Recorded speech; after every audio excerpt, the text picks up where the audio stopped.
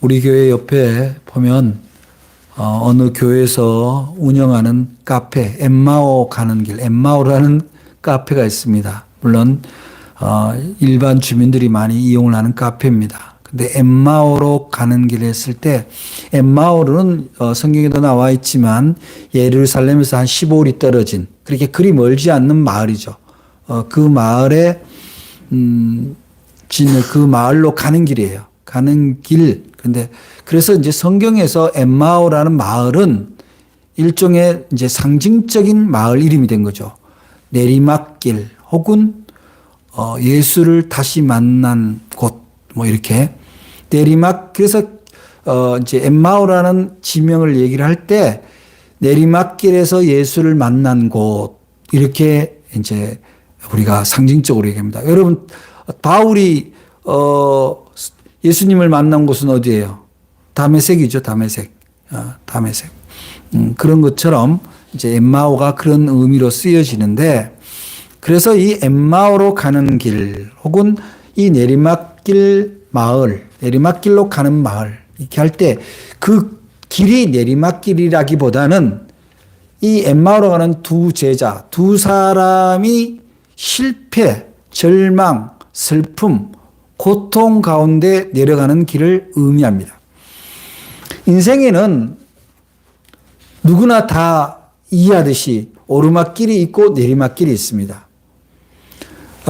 그런데 사람들이 어떻게 생각하면 오르막길이 더 힘들 거라고 생각하죠. 근데 실제로는 내리막길이 더 힘듭니다.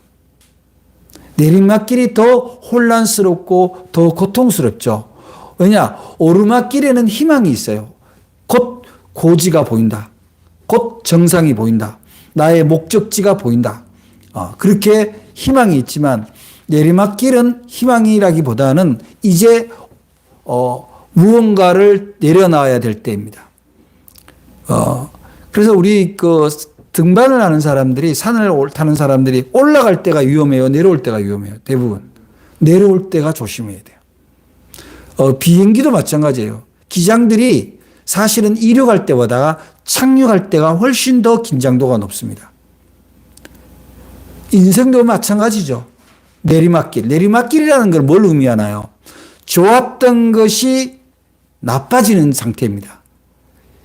뭔가 힘이 생기고 에너지가 있던 곳에서 에너지가 빠져나가는 일종의, 요즘 말로 하면 뭐예요?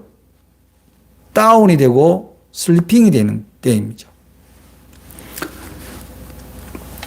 그래서 오늘 이 성경 말씀에서 이 엠마오로 내려가는 제자들이 어떤 상태였을까요? 우리가 충분히 짐작이 가능하죠.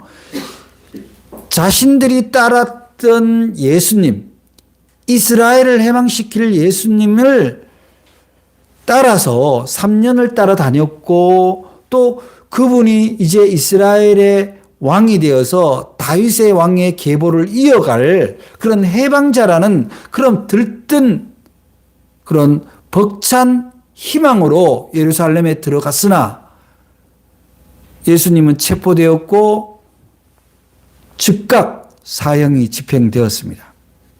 아마 이 제자들의 혼란이란 것은 이루 말할 수 없었을 겁니다. 말하자면 이런 거예요. 문을 열었는데 지옥인 거예요. 화려한 주택에, 별장 같은 주택에 문을 열었는데 절벽인 거예요. 여러분 상상이 되세요? 이제 예루살렘 하면 우리의 세상이다. 해방이다. 우리가 각자가 제자들이 이 왕국을 이끌어갈 리더가 될 텐데, 그래서 왕국의 문을 열었는데 거기가 절벽인 거예요. 죽음인 거예요. 예수님이 사라졌다라는 사실 자체보다 자신들의 꿈이 사라져버린 거죠. 얼마나 절망적이고 얼마나 기가 막히겠어요.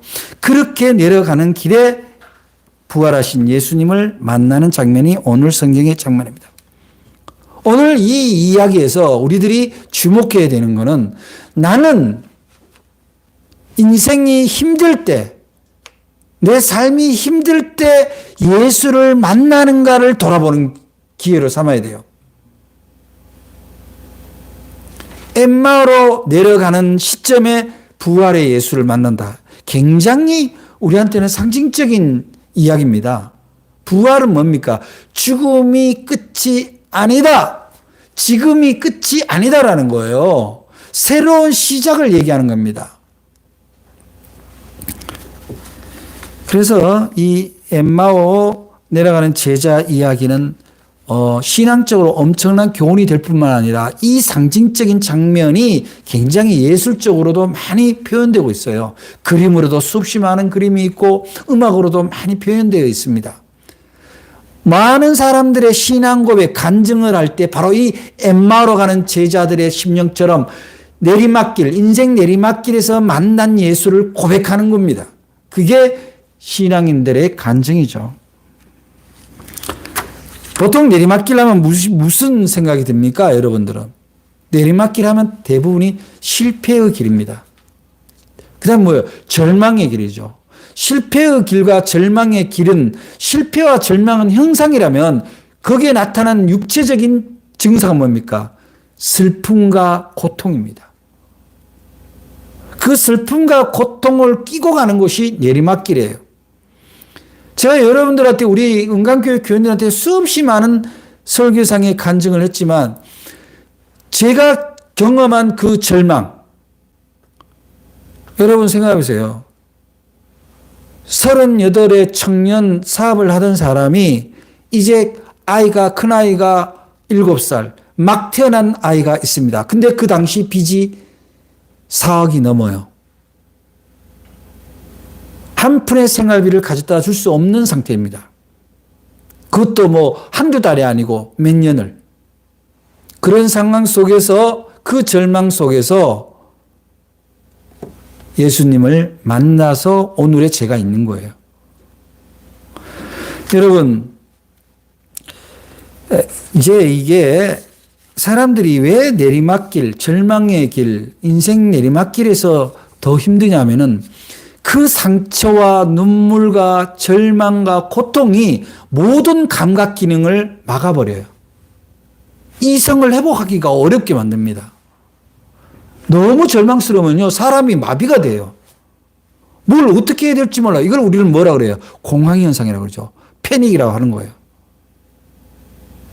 어떻게 해야 될 줄을 모르는 거예요. 왜냐? 대개 사람들이 절망이다 이렇게 자기가 느낄 때에는 길이 보이면 절망이 아닌 거죠. 방법이 알면 절망이겠어요? 그 방법대로 가는 거죠. 길이 없는 거예요.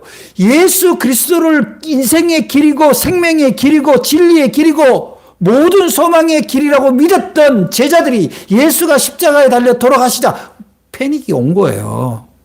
여러분, 패닉 안 오겠습니까?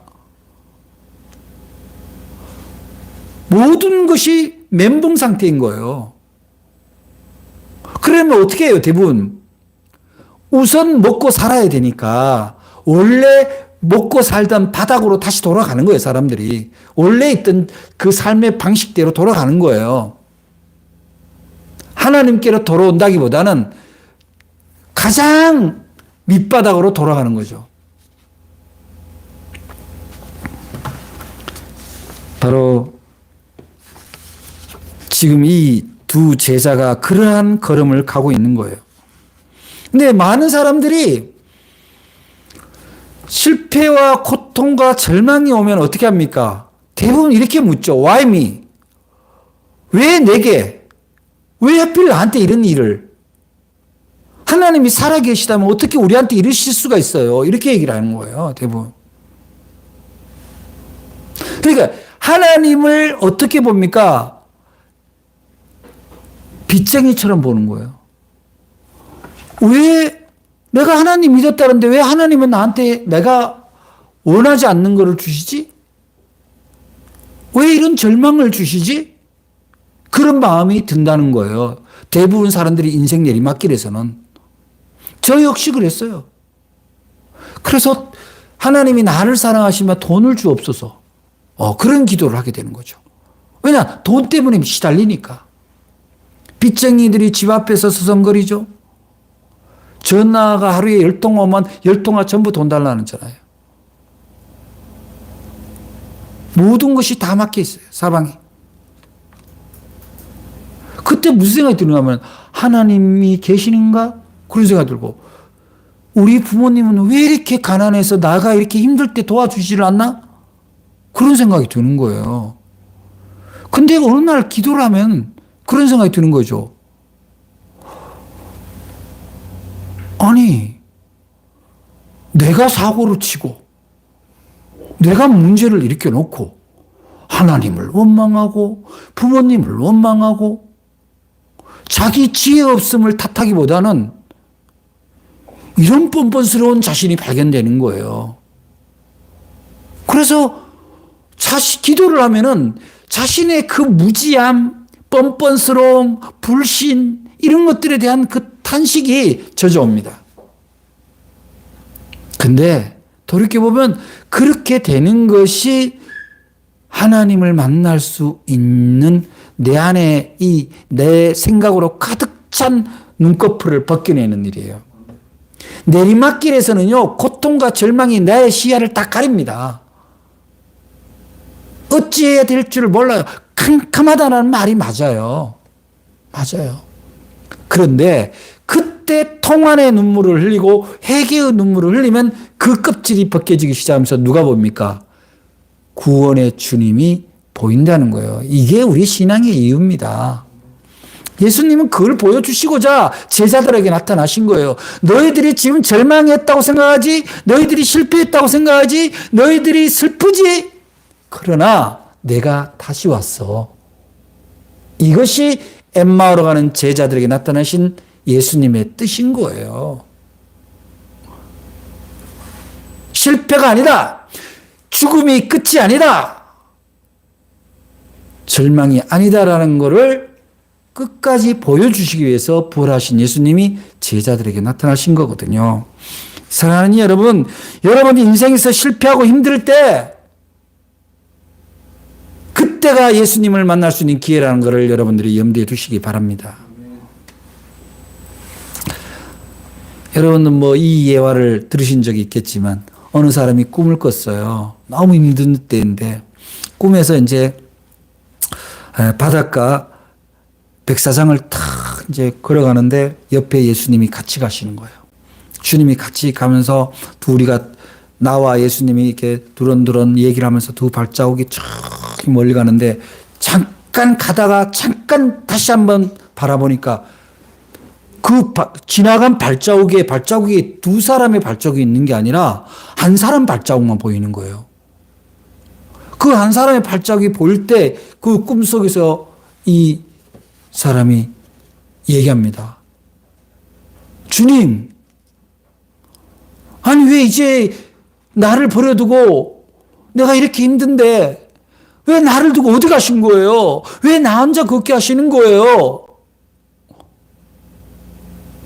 그렇게 탄식하고 울며 주님을 찾으니까 주님이 옆에서 말씀하십니다. 얘야,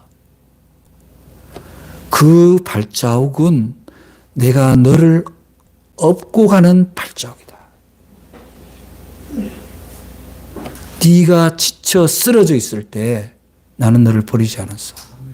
내가 너를 업고 안고 가는 발자국. 예수님이 엠마오 제자들에게 나타난 이유는 바로 그겁니다. 절망과 실패와 인생의 내리막길로 가는 예수님을 따르는 제자들에게 얘들아, 그게 끝이 아니야. 지금부터 다시 시작이야. 사랑하는 여러분, 오늘 이 예수님의 사랑을, 부활하신 예수님이 엠마오로 가는 제자들에게 나타나신 이 사랑을 여러분들이 믿으시기를 바랍니다. 저는 전적으로 경험한 사람이에요. 여러분들 중에도 지금 힘든 사람들이 계실 수 있어요. 지금 대체로 자영업을 하는 사람한테 물어보면은 IMF 때보다 훨씬 더 어렵다. 훨씬 더 어렵다.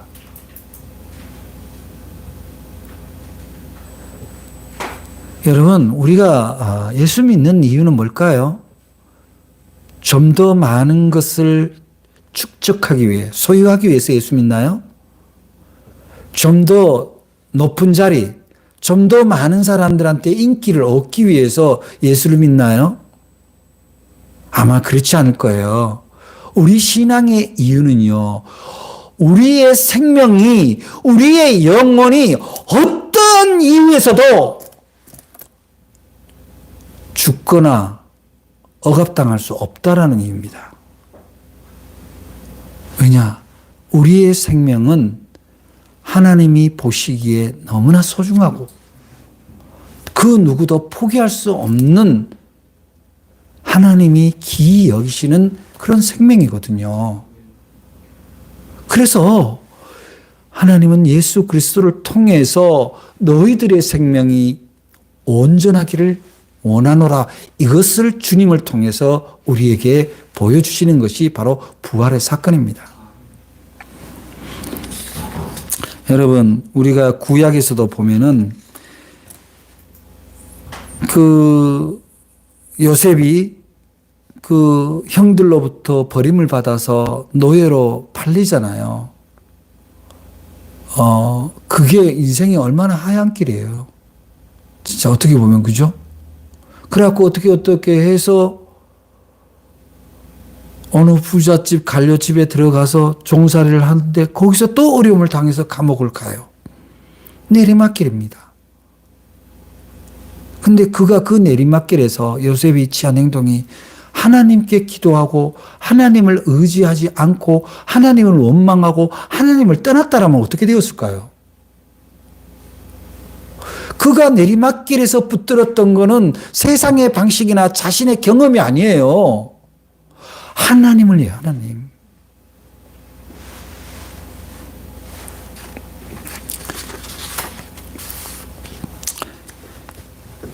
사도 바울이 이렇게 얘기합니다. 우리가 알거니와 하나님을 사랑하는 자, 곧 그의 뜻대로 부르심을 입은 자들에게는 모든 것이 합력해서 선을 이룬다. 로마서 8장 28절 말씀인데요. 모든 것이 협력해서 선을 이룬다 할 때 이제 사람들이 착각하는 게 뭐냐면은 모든 사람이 나를 중심으로 협력할 것이다. 내가 잘 되도록 협력해 줄 거다. 하나님이 그렇게 역사하실 거다라고 착각을 하는데 그럴 수도 있어요. 그럴 수도 있어요. 근데 그거보다 전제되는 협력이 있습니다. 여러분 오늘 잘 이해하셔야 돼요. 로마서 8장 28절의 말씀을 잘 이해해야 돼요. 무슨 얘기냐 하면은 자, 하나님이 사랑하는 사람, 그러니까 우리죠. 하나님을 사랑하는 사람, 우리라고 여러분들이 하나님을 사랑하는지를 질문해 보세요. 하나님이 우리를 사랑하시는 것은 맞는데 내가 하나님을 사랑하는 자, 그 하나님의 뜻대로 부르심을 입은 자들은 협력해서 선을 이룬다라고 할 때 그 협력해서라는 그 협력이 뭐냐면은 슬픔과 고통과 시련입니다. 슬픔과 고통과 시련이 힘이 되어서 협력해서 선으로 컨버전, 변환되는 거예요. 그것이 하나님의 역사입니다.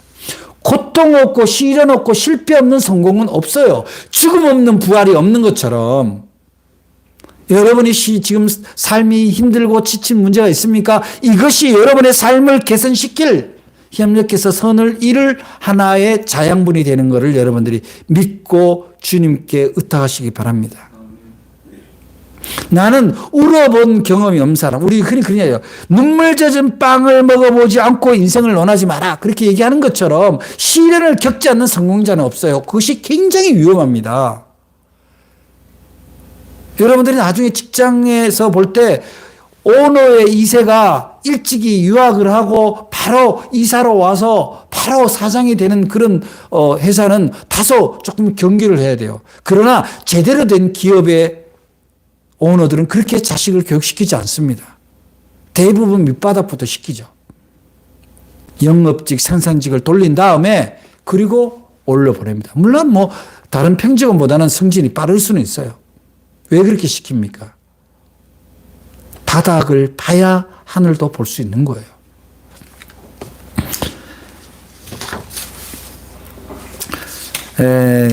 이 야곱이 창세기 28장 10절 15절에 보면 야곱이 이제 하란으로 가는 길에 그때 왜 가죠? 하란으로? 그 자기 외삼촌네 집에 가잖아요. 도망가잖아. 형 에서한테 쫓겨서 그 엄마가 도망을 시켜서. 근데 그러면 이 사람 입장에서는, 야곱의 입장에서는 그런 거예요. 내가 장자의 어떤 축복을 받기 위해서 가족을 다 떠나게 되는 거죠. 잃어버리게 되는 상황인 거예요. 그리고 외삼촌네 간다고 해서 내 인생이 어떻게 될지 아무도 모르는 거예요. 뭐 외삼촌이 나를 뭐 얼마나 봐주겠어요. 그래서 그 가는 길에 어느 한 곳에 이르러서 해가 져서 그곳에서 자는데 그 돌을 가져다가, 베갯돌이죠. 돌을 갖고 누웠는데 꿈에 본즉 사닥다리가 땅 위에서 왔다 갔다 있는데 그 꼭대기 하늘에 닿았는데 거기에 하나님의 사자들이 오르락내리락하고 또 본즉 하나님이 거기에 이르되 나는 야훼니 너의 조부 아브라함의 하나님이요 이삭의 하나님이라. 네가 누워있는 땅을 너와 네 자손에게 주겠다. 네 자손이 땅에 티끌만큼 되어서 네가 서쪽과 동쪽과 북쪽과 남쪽으로 퍼져나가며 땅의 모든 족속이 너와 네 자손으로 말미암아 복을 받게 될 거다. 그래서 내가 너와 함께 있어 네가 어디로 가든지 너를 지키며 너를 이끌어 이 땅으로 돌아오게 하겠다. 내가 너에게 허락한 것을 다 이룰 때까지 너를 떠나지 않겠다. 근데 여러분 생각해 보세요. 자, 야곱이 이러한 음성을 들었다라는 건 무슨 얘기예요? 가만히 있는데 하나님이 느닷없이 와가지고, 야, 야곱아, 여기 땅 니 다 줄 거야. 내가 너 떠나지 않을 거야. 그렇게 했겠어요? 이것이 야곱의 씨름입니다. 하나님 앞에 매달린 거예요. 하나님 앞에. 내리막길 인생에서, 절망의 인생길에서, 죽음의 길에서 하나님께 매달렸다라는 거예요. 그래서 아마 야곱은 생각했을 거예요. 여기에도 하나님이 계시는구나. 그리고 거기에 돌을 쌓아서 제단을 쌓았다. 그걸 베델이라고 한다. 여러분은 여러분의 절망의 자리에서 하나님을 만나서 기도의 제단을 쌓고 계십니까? 그런 베델의 자리가 있냐고요. 거기서 부활의 예수를 만나는 거예요. 절망만 하고 있어서 누가 건져줍니까? 세상 사람이 나를 건져줍니까? 하나님이 역사하지 않으면, 부활하신 예수님이 내 손을 잡아주지 않으면 우리는 그 절망에서 나오기가 힘들어요. 오늘 본문을 보면 제자들이 하는 말을 예수님이 다 들었습니다. 예수님이 죄 없이 십자가에 돌아가셨다는 것과 여자들과 다른 제자들이 예수님이 다시 살아났다는 소문을 듣고 무덤을 확인해 보니 시체가 보이지 않았다는 것과 부활했다는 말씀을 다 들었습니다. 그러면서 저들은 그대로 슬픈 얼굴로 엠마오로 가는 거예요. 믿음이 연약해진 거죠. 이에 주님은 그들에게 이렇게 말씀합니다. 미련하고 선지자들이 말한 모든 것을 마음에 더디 믿는 자들이여, 그리스도가 이런 고난을 받고 자기의 영광에 들어가야 할 것이 아니냐 하며 모세로부터 시작하여 모든 선지자들의 한 말을 풀이해 주셨다. 이렇게 기록하고 있습니다. 그런데도 아직도 예수님인 줄 몰라요. 이게 참 기가 막힌 거예요. 왜 그랬습니까? 여러분들이 이런 게 있어요. 힘들 때 기도하자. 힘들 때 성경 공부하자. 힘들 때 열심히 예배 드리자. 그러면요, 그게 당장에 내 인생에 뭐가 있냐는 거예요. 절망이 가려요. 구원을 가린다니까. 예수님이 안 보이는 거예요. 힘들니까. 예수님이 옆에 와서 말을 걸어도 안 들리는 거예요. 다른 사람한테 너 인생 힘드냐? 예수 믿고 이 인생 문제를 해결해보자. 얘기를 해도 안 들리잖아요. 사람들이. 그런 사람 많죠, 주위에. 그야말로 미련하고 선지자들이 말한 모든 것을 마음에 더디 믿는 사람들이라는 거예요. 여러분들은 어떻습니까? 교회 다닌다고 하면서 예수 믿는다고 하면서 힘들 때 오히려 믿음이 더뎌진 적 없습니까? 그럴 때일수록 예배에 집중하고 말씀에 집중하고 기도에 집중해야 되는 거예요. 제가 평신도 때 그렇게 이제 여러 가지 생활 환경이 힘든데 그 와중에 제자 훈련을 다시 하고 제자 훈련을 제가 자주 받았거든요. 제자 훈련을 다시 받고 새벽 기도를 날마다 가고 그러자 어렴풋이 살 길이 있겠다 희망이 보이기 시작한 거예요. 하나님은 우리를 결단코 하나님을 사랑하는 자, 하나님이 택한 자를 결단코 버리지 않는다. 그런 희망을 가지게 되었어요. 그래서 이제 그러면 이 제자들이 예수님 옆에서 성경 풀이해 가면서 얘들아 예수가 다시 부활한다. 메시아가 다시 부활한다 이런 얘기를 해줘도 예수님을 못 알아봐. 그런데 참 좋은 분 같아. 말씀을 잘 풀이해 주고. 그래서 우리하고 같이 가서 하룻밤 주무시고 식사도 같이 하시죠. 그리고 간 거예요. 모시고. 자기네 숙소로. 그래 거기 가서 예수님이 기도, 축복 식사를 할 때 축복 기도하시고 그렇게 했을 때 음식을 먹고 나서 예수님이 예수님이 축사하신 음식을 먹고 나서 어떻게 되다 그래요? 눈이 열렸다 이렇게. 예수님의 부활의 방식, 구원의 방식은요. 예수님의 건지시는 방식은 우리가 뭐 영적으로 뭔가 오는 것도 있지만 줄인 자를 먹이는 걸로부터 시작하는 거예요. 육신의 삶을 일정 부분 개선을 시켜서 힘을 얻게 한 다음에 하시는 거예요. 우리가 누구를 통해서 우리가 성경에서 발견하나요? 엘리야가 죽고 싶어서 광야로 가잖아요. 로뎀나무 아래서 식음 전폐하고 나를 데려가라고 하나님 앞에 기도하잖아요. 근데 어떻게 천사를 내려보내서 먹을 것과 마실 것을 주는 거예요. 자, 부활하신 예수님이 갈릴리 바닷가로 다시 돌아가서 베드로와 안드레를 다시 기다립니다. 그때 어떻게 하셔요? 조반을 준비하고 얘들아 이리 와서 같이 밥 먹자. 부활하신 예수님이 영적으로만 일하시는 분이 아니에요. 우리들의 삶을 본질적으로도 바꾸지만 삶의 형편도 바꿔주시는 분이다. 믿으시기를 바랍니다. 여러분들 중에 낙심하신 분들이 있다면 바로 이러한 예수님, 실패하고 낙담하고 절망으로 내려가는 인생 내리막길에 찾아오신 예수님을 만나시기를 바랍니다. 그렇게 해서 부활의 주님을 만나서 낙심된 마음이 새롭게 신앙으로 다져지는 그런 인생의 변곡점을 이루시기를 바랍니다. 그래서 우리의 신앙이 필요한 거예요. 우리가 예수를 믿는 것은 그저 교회 안에서 그저 교제를 하기 위해서 예수를 믿는 게 아닙니다. 그러한 절망의 시점, 모든 인생의 내리막길에서 다시 우리가 주님이 말씀하시는 인생의 고지를 향해서 올라갈 수 있도록 그 지점을 다시 찾는 일이 바로 우리 신앙의 이유입니다. 예수님은 오르막길에 있는 인생도 응원하시지만 내리막길에 있는 인생을 더욱 아끼고 함께 하신다는 사실을 믿으시기 바랍니다. 예수님은 성공한 사람을 편들기 위해서 세상에 온 게 아닙니다. 예수님은 부요한 자를 편들기 위해서 온 게 아니에요. 예수님은 힘 있는 사람을 편들기 위해서 온 것이 아니라 내가 실패했다, 내가 힘들다, 내가 지쳤다, 내가 할 수 있는 게 아무것도 없다라고 하는 그러한 사람에게 그 사람이 예수님을 찾기만 한다면 그를 위하여 예수님은 그 곁으로 오신다는 사실입니다. 오늘도 예수님은 내리막길에 있는 인생들에게 함께 하신다는 사실을 믿으시기 바랍니다. 우리 모두 부활하신 예수님을 모시고 예수님이 죽으셨던 그 자리, 그 십자가 아래서 다시 시작할 수 있기를 바랍니다. 여러분 힘드십니까?